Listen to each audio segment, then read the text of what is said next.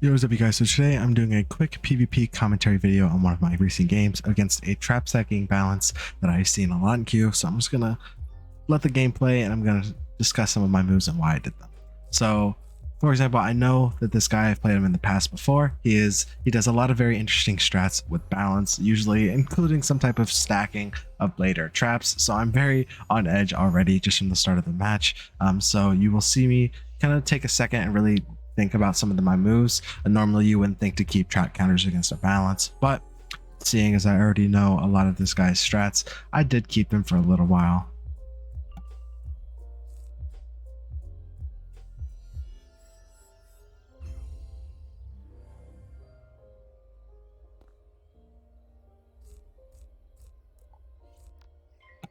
So of course, an early game stun block, no matter what school you're playing, is usually always a good move because you never know what's going to happen. Especially the round that they also stun block, very good move to have just to kind of clear your mind of that worry possibly later in the game.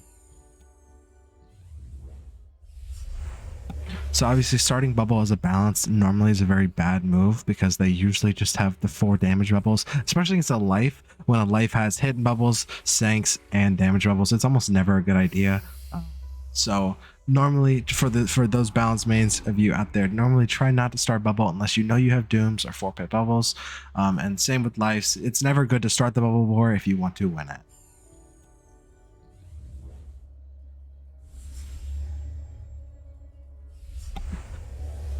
Another point to that is never start the bubble if you have brace up, because you are just going to be wasting your rounds if the other person does have another bubble back.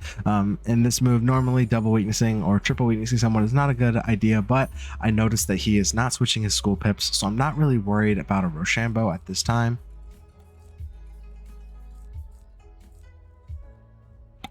You're also going to be kind of weary with my tower shields because I know I only carry a limited amount, and because this person is seemingly not in a rush to get the weaknesses off, which is also going to be one of the things you see. I'm not going to be very frugal on keeping my heals. I'm just going to be worried about getting hits out and managing my pips well.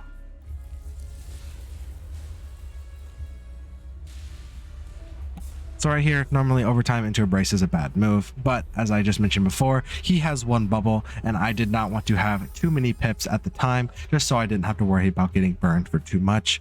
So I sent a Burrowing Bane just for the damage and to drop my pips down a little bit.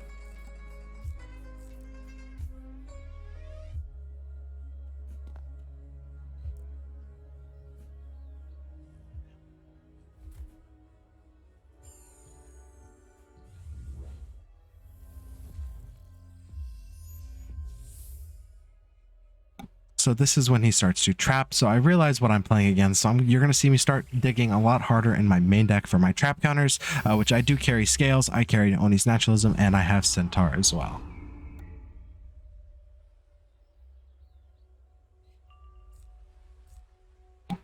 Again, you're going to see me not be scared of discarding my heals. Now, I do keep a Satyr for most of the match because I do know this player and his previous tendencies. He likes to take small hits leading up to a big hit. So the Satyr is to mitigate some of the smaller damage for maybe a mock or a different maybe a smaller pip hit before he tries to set up his actual gen, which is the strat he is going for here, which is the balanced gen.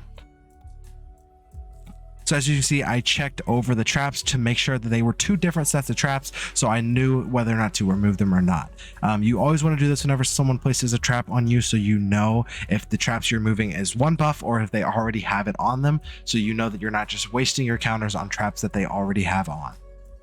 This is also very useful to know as you want to try to bait certain Rochambeaus against a myth, for example, if they are trap stacking you and they triple trap and you tower shield, you want to try to bait them into a betrayal so you can remove both the middle trap of the spirit trap and the betrayal trap. A lot of this might just sound like bumbo jumbo for some of you who are not really understanding how the Rochambeaus work right now, but watching your traps and trying to bait into certain Rochambeaus is one of the key parts of PvP right now that you have to understand if you want to get into it. As you can see right here, I just took a free open hit as he gave me. I have 1 buff from my blade, and I also have the bubble. So this is just a really solid hit, 2.2 for 4 pips. And the reason I did not want to use a caterpillar there is 1, because I am at max HP, so the health I do not need, and 2, only using 4 pips instead of 5, risking the pip conserve is going to allow me to Rochambeau right out of it with either balance or Oni's naturalism, depending on what my hand gave me.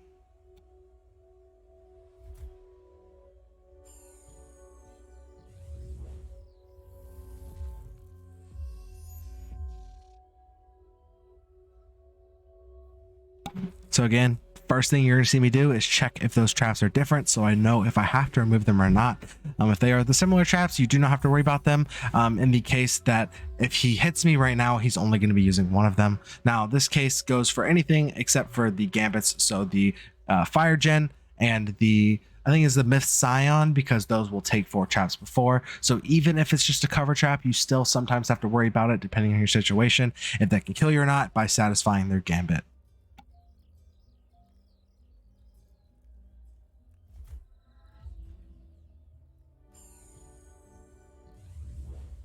So this is obviously a very big misplay on his part.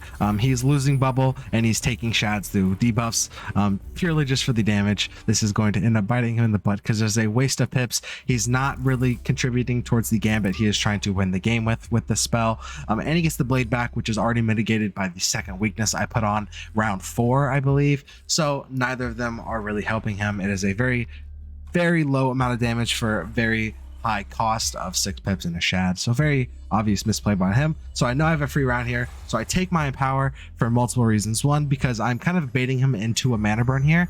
This is one of your biggest strategies you need to utilize against balance. If they are debuffed or not incredibly buffed up, baiting mana burns into wasting all their pips is going to allow you to get some free buffs on them, because if they use all their pips on mana burn, they cannot have the buffs to do something like a Banshee or a trap counter on you. So by mana burning, I'm trying to kind of force him into wasting all of his pips by using my Empower, which would allow me to either get a free trap counter off on his last set of traps, or maybe set up a nice Centaur play.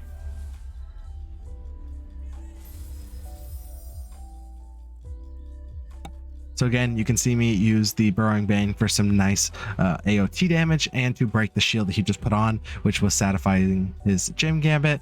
I'm not really necessarily waiting to hit right now because, as you can see, I only have 7 pips. If I do a Hungry Caterpillar, it's going to use up all my pips. One of the biggest things that every school needs to realize when they're playing PvE strats is you cannot just mess around with your pips. You have to make sure you have new pips at all times, and you're not want to wasting all your pips on hits. You want to try to coordinate your hits into where you can hit and then counter, hit and then counter. That's how you beat PvE strats. You can't just go all out hit, and you can't just go all out counter. You have to try to do a little bit of both to where you can counter them while still dealing damage.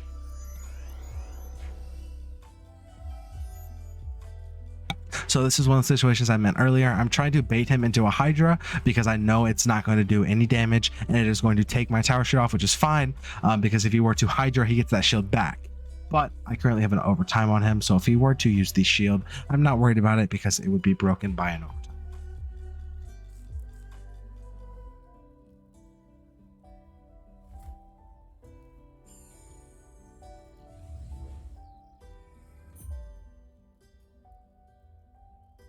So obviously a misplay here on his part. You're going to see me discard the Lumi mainly because he's not tower shielding. In a game like this, you want to make sure you are aware of how your shads are gaining. As you can see, I'm out-shadding him very fast, so I'm not really worried about Lumi. Most of the time, as a life specifically, 4 pip hits and fire and stuff like that, and keep the flame and brimstone are going to be your into debuffs to get a buff out. So you're almost never going to take an open Lumi. That's normally when you're going to take your shad. You're looking to do Lumi into shields or through weaknesses for a little bit of damage and the buff to follow up a hit. As you can see, he's not really shielding and he's not really weaknessing me, so those debuffs are not really a concern of mine. So I just one-hitted it off, and as you can see right here, he gave me a free shad.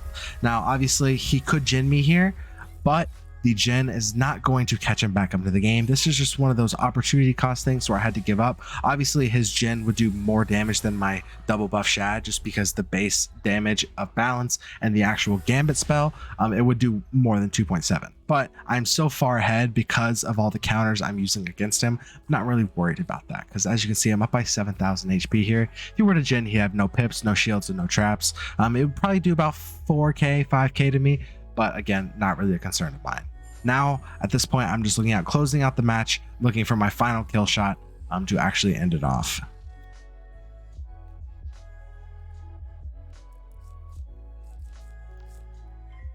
So you see, I'm not going quick with my counter because I know if he wants to hit me and get the full value out of those traps, he needs to strike. So I know I have at least 2 rounds of buffer room there to get more counters in my hand. So that is why instead of using the counter and wasting all my pips, I just went with the tower shield to force him to make a bad move or take longer to actually get his hit off.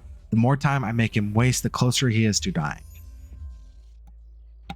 So as you can see, he got another trap off here. You're going to see me take this off even though it's a cover trap. This is what I mentioned earlier about how you want to make sure to watch cover traps with gambits specifically, because for example, the gen for balance will take off 2 traps before it hits. And with a 3-headed hit like that, he needs 3 sets of traps on there to get a full value out of his damage. By leaving him with only 2 sets of different traps, it is forcing him to remove almost an entire one of those traps, full set, just to get his gambit off, which is not something he's looking to do. As you can see, he switches to blades. Now me, I know I have the wall of blades counter in my deck, so you're going to see me try to look for counters for that. You're going to see me probably discard a sanctuary here because I know against this strategy I'm either going to die or live. I will not really need to heal, but I do keep the satyr just in case he takes a bad hit, just so I don't have to worry about a follow-up hit. Sadly, I did not pull my centaur here, and he is going to strike. So now my main objective to look for is an Ellie shield. This is going to force him to do something to take off both the tower and the weakness, because he cannot hit through both of them. Luckily here, I do pull it on my first pull. I pulled 2 of them actually, so that is my go-to move. Obviously, he is close to dying, but this is not a risk I want to take yet. I do want to try to get off because I'm not exactly sure on my deck and how it's going to work out and if I can kill him the round after. So if I were to take Lammasu here and it didn't kill, I wasn't entirely 100% sure I'd be able to kill him the next round.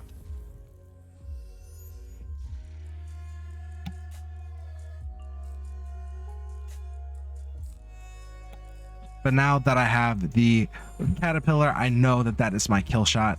And as you can see right here, he takes a 5 pip balance hit that gives him a blade back. It is obviously not going to kill. Obviously 700 damage. Now his follow-up here probably would not kill just because I have the tri-shield on still. It would do probably most of my HP, but that is not going to be a worry here because I do have the double buff caterpillar. Now if I did not have a shad or was not ready to hit, I would be drawing far harder for my earthquake or for my wall of blades counter, but as you can see, I did not need it. This is my kill shot to end off the game. Getting your kill shot off is probably the most important thing timing wise, especially when people are striking. You want to make sure that you do not hold it off too long to where you die to their first round of strike. That being said, that is the end of this match. If you guys would like to see more PvP videos in the future, please let me know. Subscribe to the channel, join my Discord, and I will see you guys in the next one.